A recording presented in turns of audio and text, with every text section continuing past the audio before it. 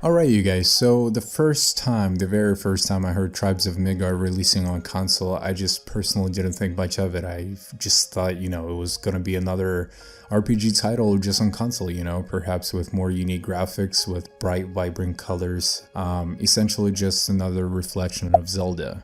Let alone when Tribes of Midgard was announced on console, that was the very first time I've ever heard of this title to begin with, despite the fact that it's been rumored ever since July of 2019, I'm pretty sure. But then 2 days after its official release date on PlayStation, I came across this post on social media. It was just a simple picture of this Viking-like warrior defeating this absolutely abnormal troll-like looking creature, I guess, instantly just reminding me a lot of Diablo.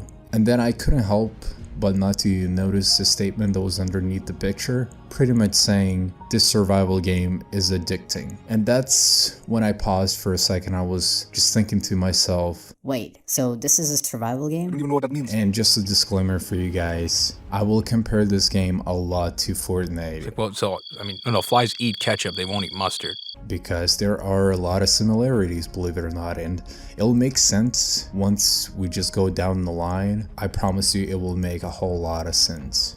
So, if you've kept up with my channel to this point, you probably already know that survival games have a special place in my heart. They always have, they always will. Only with survival games I would pour a substantial amount of time in, and only with survival games I seem to get my money's worth. First of all, let me just address the biggest elephant in the room, because people seem to just not talk about this, which just boils my blood. If you for a second, like myself, thought that this was just gonna be Valheim on console, let me stop you right here. Just please stop. Please listen. It's not. As a matter of fact, I bought this game thinking that this was exactly like Valheim, just on console.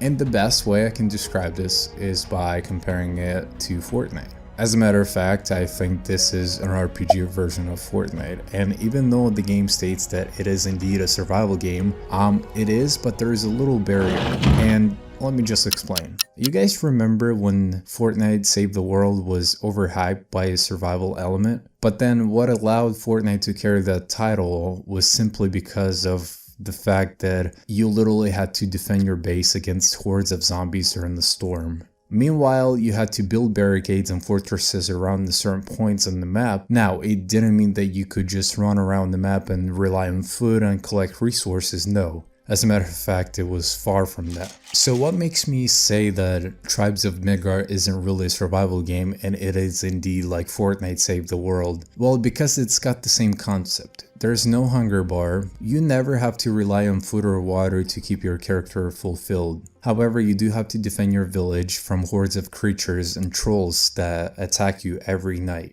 You can roam around, collect resources during the daytime, but every night you have to head back to your village and you have to defend it with resources you've collected throughout the daytime. And oddly enough, day cycles are just way too short. Literally every 6 to 8 minutes real time, you absolutely have to head back to the village and fight those creatures. Which brings me back to my statement, Tribes of Midgard is an RPG version of Fortnite. The game is very unpredictable. You can survive anywhere from 5 minutes on the map to an hour. You never know. And certainly you don't know what game will throw at you.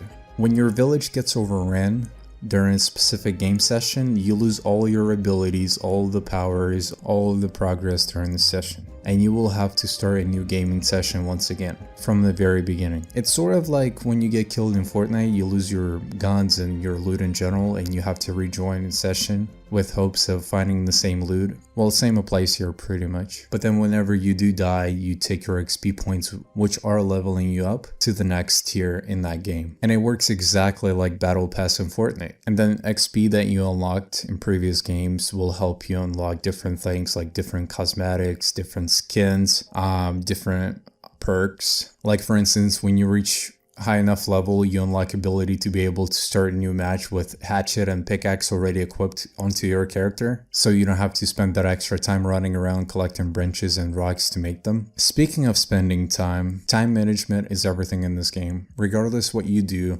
your village will be targeted on the first night. And on your fourth night, you will be notified that one of those big trolls is heading towards your direction to target your village. And then it's going to be completely up to you how you manage that and how you want to approach that. However, you cannot just avoid that big ugly bitch because it will find its way to your village. Whether you like this or not. They will also try to destroy that gorgeous tree of yours. And speaking of that gorgeous tree, that's why you have to keep safe at all costs. And if it gets destroyed, guess what? The game is over. It's placed in the center of your village, and that's what you have to defend each night. On the other hand, if your character dies, the game will just spawn you back in and you will just have to go back and pick up your loot. Not a big deal. Now let's talk about souls. That's the most valuable thing in this game. That's what you have to use to unlock things, upgrade things. Shit, you even use that to breathe, goddammit. But the question is, how do you get it? Well, you collect souls by everything you do in the game, so to speak. For instance, you chop down trees, guess what? You gain souls. You defeat enemies, guess what? You gain souls. Pretty much with every little accomplishment, you earn souls. And that will certainly help you with your defense system and survival overall. Now, let's just focus on pros and cons at this point. Overall, Tribes of Midgard is genuinely a fun game, especially with friends. You can play this up to 10 players each session, which is mind-boggling to me. But it truly makes this game a whole lot easier when you play with somebody you know. On the other hand, if you do decide to go solo, it will feel as if this game is sort of punishing you in the way. But then once again with friends, it truly brings co-op experience to the next level. I personally played this on PS5 and the DualShock feedback is phenomenal. When you get hit by an arrow and you block that with your shield, your controller will vibrate in the way that it truly makes you feel as if you just dodged one hell of a bullet, or arrow in this matter. When you walk on water or gravel, you will feel it with your hands, and it's great. DualShock 5 truly immerses you. So here's what's wrong with the game, and I feel like they will fix this, I'm sure of it, and I will tell you why in a second, but before that, let me just point out a couple things. The game offers two modes. There's Saga mode, which is gradual progression and you earn XP while you're doing this. You pretty much have to complete challenges and so on and so forth. But then once you reach level 3, you unlock the second mode, which is survival mode, which is what I was mainly excited about. But here's the catch. Their definition of survival mode is not the same as you might think. When I read that it had a survival mode, I pretty much just thought to myself, cool, so I can just run around on the map, survive, build my own base, and just do all that creative shit. Nope.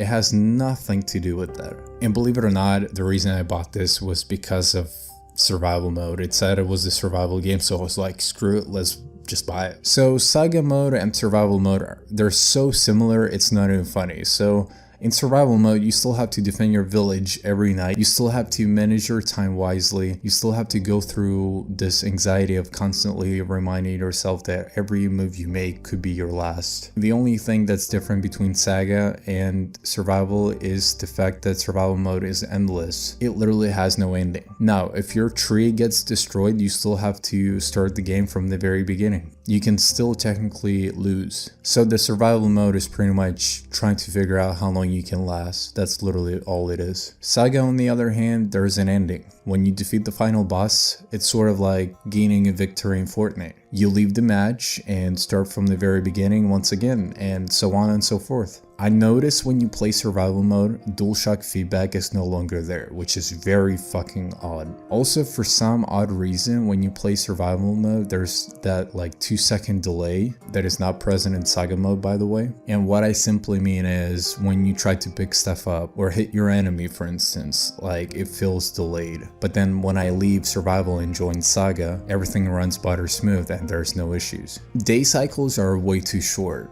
Not enough time for exploration, which really just bothers me in general. And here's a big one, and I've heard people complain about this one a lot. But the chances of you dying in this game due to the lack of resources are so high, it's freaking crazy. You can literally fight these giants and still win, but then die because you didn't have enough stone or wood to build around your village to keep it safe. And I'm not gonna say that you're gonna have a hard time finding resources. No, that's not what I'm saying at all. I'm saying there's so much going on during the game session that collecting resources becomes less of your priority because the game will just notify you, hey, there's this giant coming your way, you're gonna have to fight him back. And maybe that's where solo mode is not not manageable, unfortunately. Now, despite on those issues, here's why I don't think you should really be worried about this. The game was released on July 27th of 2021, which means as of making this video, this game is literally 3 days old. But then on July 29th, which is like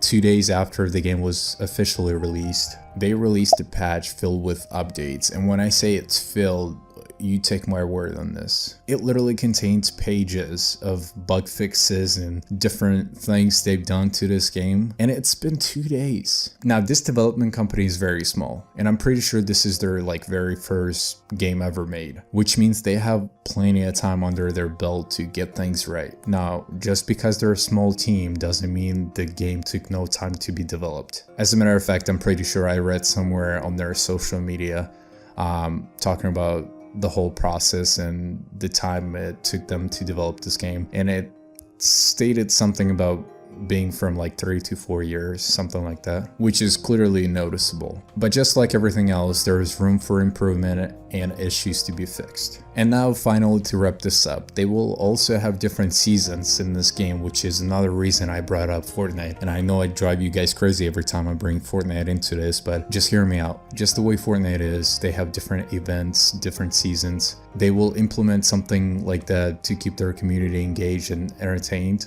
so to speak, and obviously keep things fresh, I suppose, which tells me they're here for the long run, so which is kind of great. I checked their websites and just their social media in general, and they seem like they genuinely love what they're doing. And I'm not saying that other companies hate, but they're just very open-minded and they respond pretty quick. And I'm sure it's only because they only have one project they have to worry about and keep up with, but just in general, something like this would be kind of cool. As far as like in-game purchases, like you can earn the money in the game. You don't necessarily have to spend your money unless you're very impatient. But just like Fortnite, I don't know if they're gonna have like battle passes. They do at the moment have like different tiers. It didn't require me to pay for it, and I don't know if it's because I just purchased the game and it just comes with it, and further in the future they might implement paying options. I don't know if that's going to be like necessary, but as of right now, it's got a potential. I think it's fun, but only with somebody. It's not perfect, it needs a lot of work, but overall I don't think it's a bad game. It's a very different game. I was definitely expecting more like Valheim, and I really wanted a survival game that's very like RPG like, sort of like Citadel Forged with Fire, but I mean, I'll give it a shot. But anyways, hit that like button if this video helped you make your decision whether you should buy this or not, and also hit that subscribe button if you want to hear this voice once again. So anyways, peace.